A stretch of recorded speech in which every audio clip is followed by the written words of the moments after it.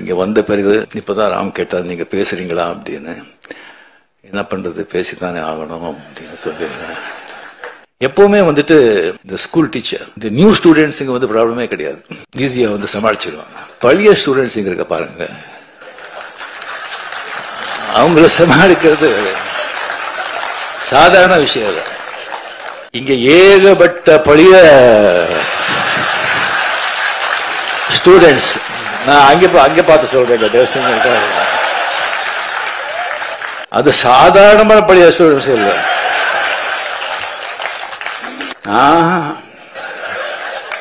அசாத்தியமானவங்க எல்லாருமே வந்து ஃபெயில் ஆயிட்டாங்க. இல்ல ஒரு ரேங்க் வாங்கிட்டு அந்த கிளாஸ் விட்டு போக மாட்டோம்னு உட்காந்துருக்காங்க.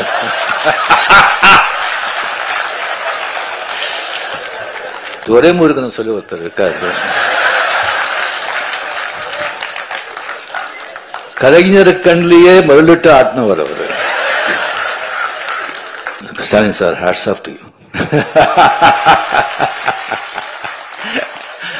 ஸ்டாலின் சார் அவர்கள் முதலமைச்சரான பிறகு அவர் சந்திச்ச எல்லா தேர்தல்களையும், பார்லிமெண்ட் தேர்தல் உட்பட மிகப்பெரிய வெற்றி அடைஞ்சதுக்கு அதே வந்து சொல்லும் அவருடைய ஆளுமை, அவருடைய உழைப்பு, அவருடைய அந்த அரசியல் ஞானம். திரை உலகின் சூப்பர் ஸ்டார் திரு ரஜினிகாந்த் அவர்களை அன்புடன் அழைக்கிறோம்.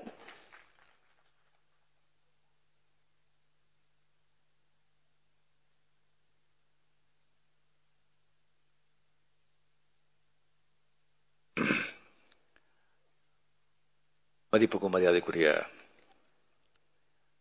என்னுடைய பாசத்திற்குரிய,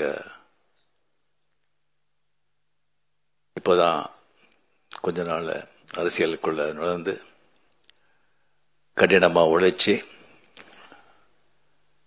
பேச்சில் தனக்குன்னு ஒரு பாணியை உருவாக்கி கொண்டு மக்கள் மத்தியில், தொண்டர்கள் மத்தியில் அருமையான பேரு புகழ் பெற்று தனக்கு ஒரு நல்ல அரசியல், நல்ல எதிர்காலம் இருக்கு அப்படிங்கிறது நிரூபித்துக் கொண்டிருக்கும் என் அன்பு தம்பி உதயநிதி ஸ்டாலின்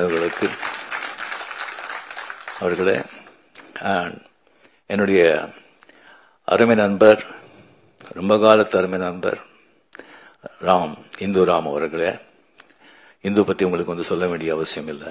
ஒரு பாரம்பரியமிக்க ஒரு பத்திரிகை, 100 ஆண்டுகள் மேல ஆயிடுச்சுன்னு நினைக்கிறேன். இந்தியாவிலேயே வந்து அந்த ஹிந்து பத்தி தெரியாதவங்க யாருமே இருக்க மாட்டாங்க. ஸோ ஹிந்து பத்திரிகையில வந்தா அது வந்து சுப்ரீம் கோர்ட் ஜட்ஜ்மெண்ட் மாதிரி, அதில் வந்து அவ்வளவுதான், வேற விஷயமே இருக்காது. அந்த ஒரு விஷயத்தை சொல்லும்போது அவர் எவ்வளவு ஆராய்ச்சி செய்து அது போடுறாங்க அப்படின்னு சொன்னா அது வந்து எவ்வளவோ அதை பத்தி நம்ம பேச முடியும். அண்ட் ராம் அவர்கள் அந்த குடும்பத்தை சேர்ந்தவர், அந்த ஹிந்துவுக்கு வந்து எடிட்டராகவும் இருந்தவர். அவர் வந்து ரொம்ப துணிச்சல் மிக்க மனிதர்.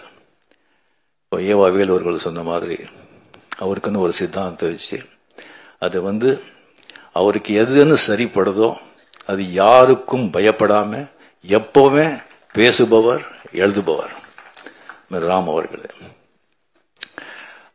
குண்டத்துறை அடிகளார் அவர்கள் இப்பதான் நான் முதல் தடவை அவரை வந்து நேரடியாக நான் பார்க்கிறேன்.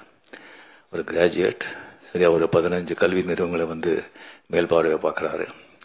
எங்கே வந்து ஒரு மழை வந்தாலோ, எங்கே வந்து ஒரு நிலசரி வந்தாலும், மக்கள் கஷ்டப்படும் போது முதல்ல வந்து அங்கே போய் நின்றுட்டு உங்களை வந்து சேவை செய்யறாங்க. ஜனங்க சேவையா ஜனார்தன சேவை, அன்பே சிவம் அப்படின்னு சொல்லி மடத்துக்குள்ள மட்டும் இருக்காம வெளியே வந்து மக்களுக்கு வந்து அவர் பணியாற்றுகிறார். அதுக்கப்புறம் ஏவா வேலு, ஏவி விட்டால் தான் எல்லாரும் வேலை செய்யறாங்க. நான் ஏவி விடாமலேயே ஒரு வேலை செய்யறவங்க ஏவா வேலு அப்படின்னு சொல்லி ஒரு வாட்டி கலைஞர் அவர்கள் சொன்னார்களா. அவரை பத்தி நான் அப்புறம் நான் பேசுறேன். அதுக்கு ராஜசேகர் அவர்களே, மாண்புமிகு என்னுடைய அருமை நண்பர்,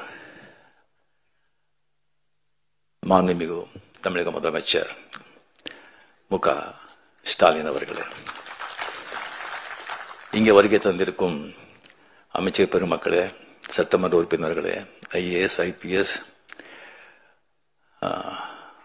மற்றும் அறிவார்ந்த மக்களே, இங்க வந்த பிறகு இப்பதான் ராம் கேட்டார், நீங்க பேசுறீங்களா அப்படின்னு. என்ன பண்றது, பேசித்தானே ஆகணும் அப்படின்னு சொல்லிடுறேன். இந்த மாதிரி அப்படின்னு சொன்னா நான் முதல்ல சொல்லியிருப்பேன், நான் பேசிருக்க மாட்டேன், கொஞ்சம் விட்டுடுங்க அப்படின்னு. ஏன்னா நம்ம வந்து எப்பவோ ஒரு வாட்டி நம்ம பேசுறது, அந்த பழக்கம் இருக்கணும். பேசி பேசி எல்லா பேச்சாளர்கள் தான், அறிவாளர்கள் தான். ஸோ அந்த அறிவார்ந்தவர்கள் இருந்த சபையில வந்து நீ பேசாம இருக்கிறது தான் ரொம்ப அறிவாளித்தனம் அப்படின்னு சொல்லுவாங்க. இப்ப என்ன பண்றது, நான் பேசிதான் ஆகணும். ஸோ ஏதாவது கொஞ்சம் தப்பா இருந்தா தயவு செஞ்சு மன்னிச்சுங்க. ஸோ முதல்ல வந்து இந்த கலைஞருடைய 100ஆண்டு வெற்றி விழா, அவருடைய உடன்பிறப்புகள், முதலமைச்சர்கள், அவருக்கு இந்த ஆண்டு பூரா அந்த கொண்டாடின விதம் இருக்க, எத்தனை மாவட்டங்கள், எத்தனை விதமா. உலகத்திலேயே எந்த ஒரு அரசியல் தலைவருக்கும் இந்த மாதிரி யாருமே 100ஆண்டு கொண்டாட்டங்கள் கொண்டாட மாட்டாங்க, கொண்டாட போவதும் இல்லை. எந்த அளவுக்கு அவர் மேல ஒரு அன்பு, ஒரு பாசம் இருந்தா, அது பேசுறவங்களுக்கும் சரி கேட்கறவங்களுக்கும் சரி கொஞ்சம் கூட சலிப்பு தட்டாம, என்னமோ ராமாயணம் மகாபாரதம் கதை பிரவச்சனம் கேட்கிற மாதிரி, ஒரு பக்தர்கள் தான் அந்த மாதிரி வந்து கேட்பாங்க. அதை வந்து முன்னிலை நடத்தி முதலமைச்சர் அத்தனை வேலை இருந்தா கூட எத்தனையோ விழாக்கள் அவரே கலந்து கொண்டு தலைமை தாங்கி விழாக்கள் நடத்திருக்காங்க. ஸோ நாம எல்லாருமே வந்து வெளியே பார்க்கிறோம். ஸோ வெளியே வந்து நல்லவங்க எல்லாம் வீட்லயும் நல்லவங்களா இருக்கணும்னு சொல்ல முடியாது. வெளியவங்களுக்கு எவ்வளவு மரியாதை இருந்து கூட வீட்டுல கூட அதே மரியாதை இருக்குன்னு சொல்ல முடியாது. ஸோ அவர் கூடவே பிறந்ததில் இருந்து வளர்ந்து இருக்கும்போது 24 hours எந்தெந்த தருணத்துல எந்தெந்த இதுல மு.க. ஸ்டாலின் அவர்கள் அவர் அப்பாவை பார்த்திருப்பாங்க. எவ்வளவு வேதனைகள், எவ்வளவு கஷ்டங்கள் என்ன இருந்து கூட பொது வாழ்க்கையில காட்ட முடியாது. எல்லாரும் மனிதன் தானே, அது வீட்டில தான் காட்ட முடியும். அது வீட்டுல வந்து அது எப்படி சமாளிச்சிருப்பாரு. மற்றவங்க வந்து இவரு வந்து கஷ்டப்பட்டா கூட மற்றவங்க கஷ்டப்படும் போது அவர் எல்லாம் எப்படி வந்து தட்டி கொடுத்திருப்பாங்க. ஒரு தலைவனா வந்து சமுதாயத்துல அவங்களுடைய உறுப்பினர்களுக்கு மட்டும் இல்ல, உடன்பிறப்புகளுக்கு மட்டும் இல்ல, வீட்டுல கூட ஒரு அந்த மாதிரி ஒரு தலைவனா இருந்தாதான் அவருக்கு வந்து ஒரு பாசம், பக்தின்னு சொல்லலாம். நம்ம படையப்பா பிரிவுக்கு வந்து போட்டிருந்தோம் அந்த தெய்வஸ்ரீ தேவி படத்துல. ஸோ பின்னாடி வந்து மீன் 34 சார், மீன் கலைஞர் சார், இவரு அவர்கள் வந்து சிங்கள உட்காந்துருந்தாங்க. நான் வந்து ஸ்டாலின் சார் எங்க பார்த்தோம் சொன்னா முன்னாலே வந்து ஒரு 7th முன்னாலே போய் உட்காந்துருக்காங்க. ஸ்டாலின் சார் இங்க வாங்க சொன்னா ஐயோ இல்ல அப்படின்னு அவ்வளோ ஒரு மரியாதை, ஒரு ரெஸ்பெக்ட். அண்ட் இப்போ அவர் வந்து முதலமைச்சர் பதவி வகித்த பிறகு ஸோ இதை வந்து நான் வந்து இப்போ இங்கே விழா போகிறதுக்கு முன்னாலே முதல்ல வந்து என்ன பேசணும் அப்படின்னு சொல்றதை விட எதையும் பேசக்கூடாது அப்படின்னு சொல்லி லிஸ்ட் போட்டு எடுத்தேன்.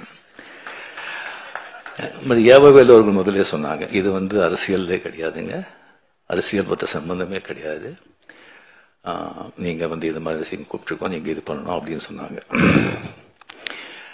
ஸோ கலைஞர் சார் அப்படின்னு சொல்லி வரும்போது கம்ப்ளீட் சினிமா, இலக்கியம், அரசியல், இந்த 3 தான். எனக்கு சினிமா பத்தி அவரை பத்தி தெரியும், அதை பத்தி நான் நிறைய பேசியிருக்கேன். இலக்கியத்தை பத்தி அவருக்கு எனக்கு சரியா வந்து அவ்வளவு தெரியல. அவருடைய இலக்கியங்கள், அவருடைய கவிதைகள், அவருடைய கதைகள் ஜாஸ்தி நான் படிச்சது இல்லை.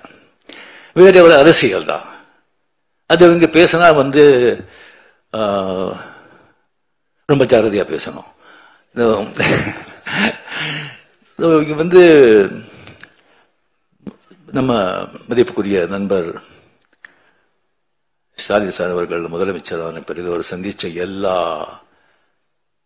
தேர்தல்களையும், பார்லிமெண்ட் தேர்தல் உட்பட மிகப்பெரிய வெற்றி அடைஞ்சதுக்கு அதே வந்து சொல்லும் அவருடைய ஆளுமை, அவருடைய உழைப்பு, அவருடைய அந்த அரசியல் ஞானம் அதே அவர்கிட்ட சொல்லும். அவர் ரியலி நீங்க எவ்வளவோ நீங்க பார்த்திருப்பீங்க.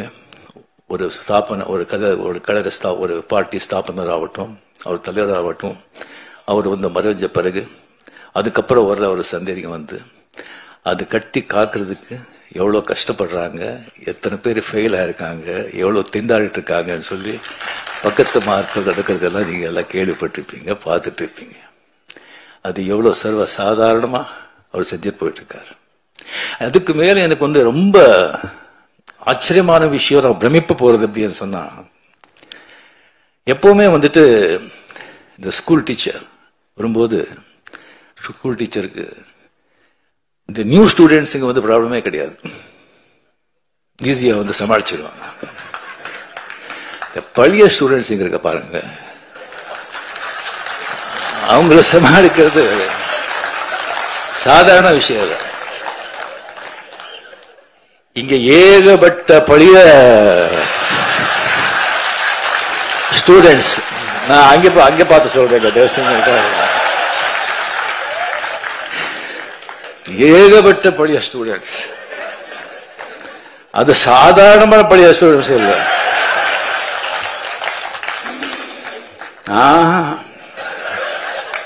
அசாத்தியமானவங்க.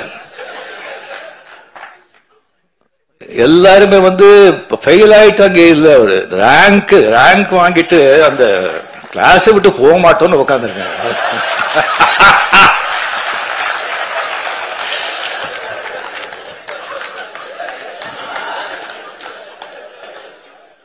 கலைஞர் அவளை தம்பி சின்ன வயசுல இருந்தெல்லாம் பார்த்து இதுக்கு இருக்கிறவங்க அவங்களெல்லாம் சமாளிக்கிறது சாதாரண ஒருத்தர் வேண்டாங்க. துரைமுருகன் சொல்லி ஒருத்தர் இருக்காரு, கலைஞர் கண்ணிலேயே மருளிட்டு ஆட்டினவர் அவரு.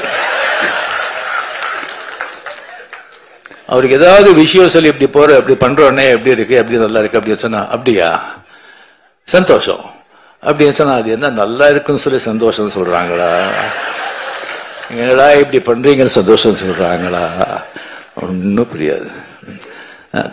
Stalin sir, hats off to you.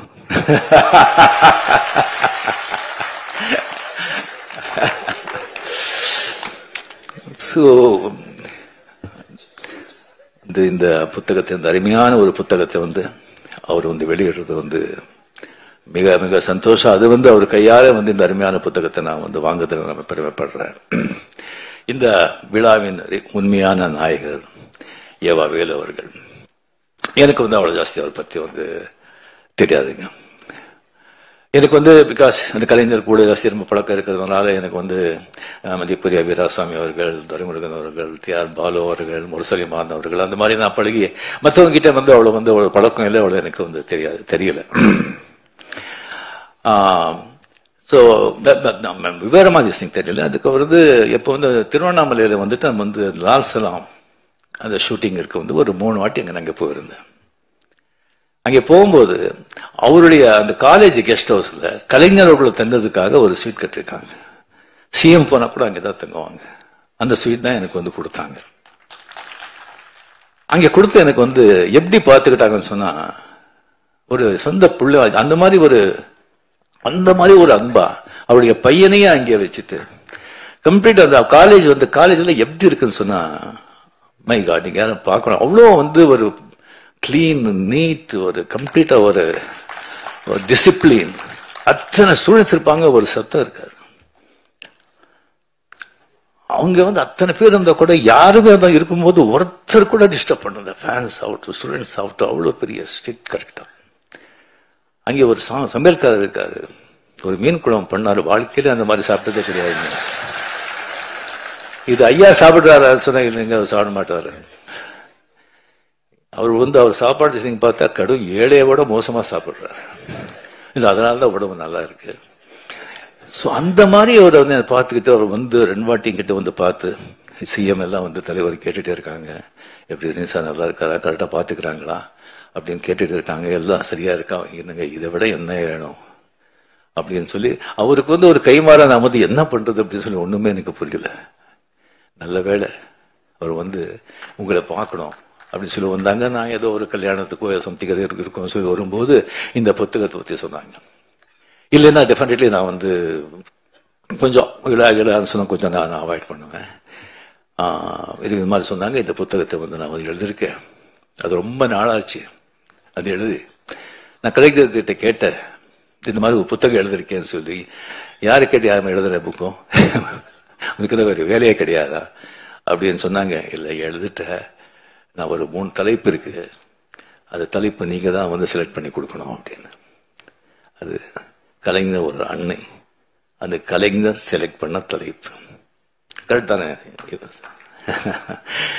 அருமையான ஒரு தலைப்பு. இப்போ வந்து எல்லாரும் வந்துட்டு அந்த மார்க்ஸ் கார்கே வந்து ஒரு எழுத்தின அந்த தாய் மதர் அந்த புத்தகத்தை பற்றி எழுதினாங்க. அது ஒரு காவியம். அந்த மாதிரி ஒரு புத்தகத்தை வந்து யாரும் வந்து படிக்கிறவங்க வந்து படித்தா வந்து வாழ்க்கையில மிகப்பெரிய நீங்க வந்து மிஸ் பண்றீங்க. தயவு செஞ்சு அந்த புத்தகத்தை ஒரு படிங்க. ஒரு ஆடளித்த வர்க்கத்துக்கும் ஒரு தொழில் வர்க்கத்துக்கும் நடக்கிற போராட்டம், புரட்சி. அந்த பாவேல் அப்படிங்கிற அந்த பையனை வந்து அந்த தாய் வந்து எப்படியெல்லாம் வந்து காப்பாத்துறா, எப்படியெல்லாம் அவனுடைய புரட்சி போராட்டத்துக்கு உதவி செய்யறா, எவ்வளவு சோதனைகளை சந்திக்கிறா அப்படிங்கறது நீங்க படிச்சா அந்த மாதிரி ஒரு காவியம். சோ அதுல தான் கலைஞர் வந்து சொல்லியிருக்காரு. அந்த புத்தகத்தை வந்து 3 வாட்டி படிக்கும்போது என்னுடைய தாயை நினைச்சு நான் வந்து கண்ணீர் விட்டேன் அப்படின்னு. சோ அவர் கூட வந்து படிப்பு சரியா போகாம போராட்டங்கள், சமூக நீதி, சமூக அப்படின்னு சொல்லிட்டு 13-14 வருஷத்துல இருக்கும்போது அவர் தாய் வந்து அவருக்கு எவ்வளவு வந்து உதவியா இருந்தாரு அப்படிங்கிறது அவர் வந்து அதுல வந்து அவர் சொல்லியிருக்காரு. ஸோ இது வந்து வேலு அவர்கள் கம்ப்ளீட்லி அதை முதல்ல வந்து நம்ம நினைவு மட்டத்துக்கு வந்து ஸ்டாலின் சார் தான் என்னை கூட்டிட்டு போறாங்க. அந்த உள்ள நான் போனது கிடையாது. தான் இன்னைக்கு ஃபுல் மூண்டே வேற. எப்படி கற்றுக்காங்கன்னு சொன்னா அது ஏவா வேலு அவர்களுடைய முன்னாலே அவரோட அவர் பார்வையில வச்சுதான் அது கற்றுக்காங்க சொன்னாங்க. சும்மா தாஜ்மஹால் மாதிரி. அதே மாதிரி கலைஞர் சார் பிறந்த அந்த ஊர்லயே வந்து ஒரு கலைஞர் கோட்டம் சொல்லி அந்த மாதிரி கற்றுக்காங்க சொல்லியிருக்காங்க. அதுவும் நான் வந்து நான் பார்க்கறேன். எந்த வேலை கொடுத்தாலும் அது வந்து கச்சிதமா செய்யற ஒரு ஏவா வேலு. இந்த புத்தகத்தை வந்து இந்த புத்தகத்தை முதல்ல நான் பார்த்த உடனே வந்து மிக மிக மிக அருமை. உள்ள இருக்கிற பிக்சர்ஸுங்க ஆகட்டும், அந்த பேஜ் ஆகட்டும், புத்தகத்தோட அந்த வடிவாகட்டும். அட் த சேம் டைம் இப்போ வந்து அந்த ஸ்ரீராம் சொன்ன மாதிரி, அடிகால் சொன்ன மாதிரி அது வந்து அது குரல், அது கலைஞர்களுக்கும் அந்த குரல், திருக்குறள் எவ்வளவு பிடிக்கும் அப்படிங்கிறது எல்லாருக்குமே தெரிஞ்சது.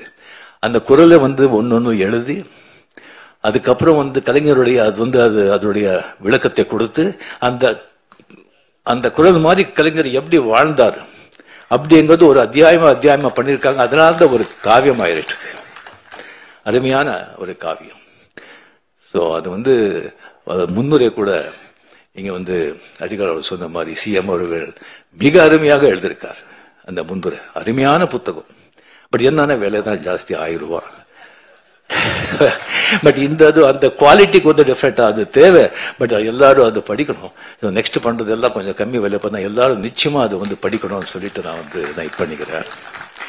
சோ இந்த காவிய நாயகன் என்னுடைய அருமை நண்பர் அமரர். கலைஞர்களை பத்தி நான் என்னத்தனை பேசுறது, படங்கள் அவர் பண்ண படங்களை பத்தி நான் வந்து பேசிட்டேன்.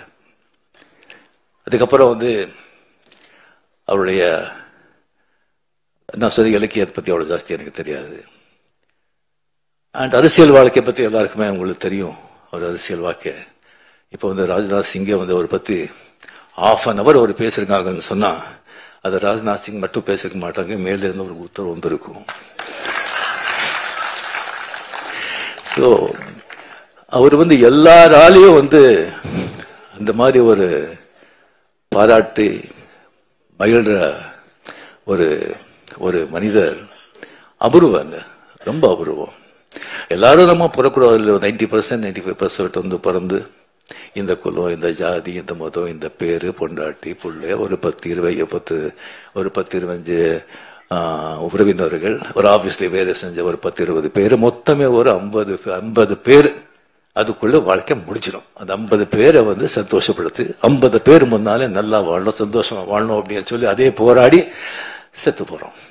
பட் சில பேர் தான் சமூகத்துக்கு, ஒரு இனத்துக்கு, சமூக நன்மைக்காக போராடணும், பாடுபடணும் அப்படிங்கிறது ஒரு சில பேர் தான். அதற்கு கலைஞர் அதில் ரொம்ப முக்கியமானவர், ரொம்ப முக்கியமானவர். அவர் சந்திச்ச சோதனைகள், விமர்சனங்கள் வேற யாராவது இருந்தா காணாம போயிருப்பாங்க, காணாம போயிருப்பாங்க. விமர்சனங்கள் வேணும், தேவை. அது ஒரு மழை மாதிரி இருக்கணும், புயல் மாதிரி இருக்கக்கூடாது. புயல் மாதிரி இருந்தா சரியான மரங்களே சாஞ்சு போயிடும். ஆனா இது ஆலமரம் வேறு ரொம்ப ஸ்ட்ராங். அவருடைய உடன்பிறப்புகள், அந்த வேறு ரொம்ப ஆழம், ரொம்ப ஸ்ட்ராங். அந்த மரம் அந்த மாதிரி ஒரு ஊக்க வச்ச மரம், அதை யாராலையும் அசைக்க முடியாது. இல்லைன்னா 12-13 வருஷம் ஆட்சியில் இருந்தால் கூட ஒரு கட்சியை காப்பாற்ற முடியுமா? 5 வருஷம் இல்லையான்னு சொன்னாலே திண்டாடுறாங்க. சாதாரண விஷயம் இல்லை, சாதாரண விஷயம் இல்லை. ஸோ அவரை பற்றி போக போக பெரிய இந்த மாதிரி பெரிய பெரிய மகான்களேன்னு சொல்லலாம். அவர் சத்த பிறகு இன்னும் புகழ் ஜாஸ்தி ஆகிட்டே இருக்கும், ஆகிட்டே இருக்கும். உங்களுக்கு தெரியும், பாரதியார் செத்தப்போ 15 பேர் இல்லை. இப்போ என்ன புகழ், என்ன இது, அந்த மாதிரி நாளுக்கு நாள் ஜாஸ்தி ஆகிட்டே இருக்கும். அவர் கூட இன்னும் எத்தனையோ புத்தகங்களும் வந்துட்டு இருக்கும். அவரை பற்றி படமும் எடுக்கணும்னு சொல்லி எனக்கு நான் கேட்டுக்கிறேன். ஸோ அவருடைய மிகப்பெரிய அதிசயம் எந்த விமர்சனம் வந்தா கூட ஒரு பெரிய ஒரு பழைய ஒரு பத்திரிகை நண்பர் அவர் கலைஞர் நிறைய இன்டர்வியூ பண்ணியிருக்காங்க. அவர் என்கிட்ட ஒரு வாட்டி சொன்னார், விமர்சனம் கேட்டு விமர்சனங்கள் எப்படி அவர் எடுத்துக்கிறாங்கன்னு சொன்னா, அந்த விமர்சனம் அந்த விமர்சனம் யார் எழுதுனது அப்படின்னு சொல்லி முதல்ல பார்ப்பாங்க. அவனுடைய தராதரம் பார்ப்பாங்க, அவனுடைய பேக்ரவுண்ட் பார்ப்பாங்க, அவன் யாராவது ஏவி விட்டு எழுதுறானான்னு பார்ப்பாங்க, இல்லை பணம் கொடுத்து வாழ்றான்னு பார்ப்பாங்க, அவனுடைய ஞானம் என்னன்னு பார்ப்பாங்க. அதை பார்த்துட்டு அது அப்படின்னு சொன்னா நெக்ஸ்ட் அதை பார்க்கவே மாட்டாங்க. அதை பத்தி அவன் எழுதுறான் பார்க்கவே மாட்டாங்க. நல்லா அறிவாந்து கரெக்டா திஸ் திங் கிரிட்டிசைஸ் பண்ணி கரெக்டா திங் பண்ணா அதை தவறாம அதை படிப்பாங்க.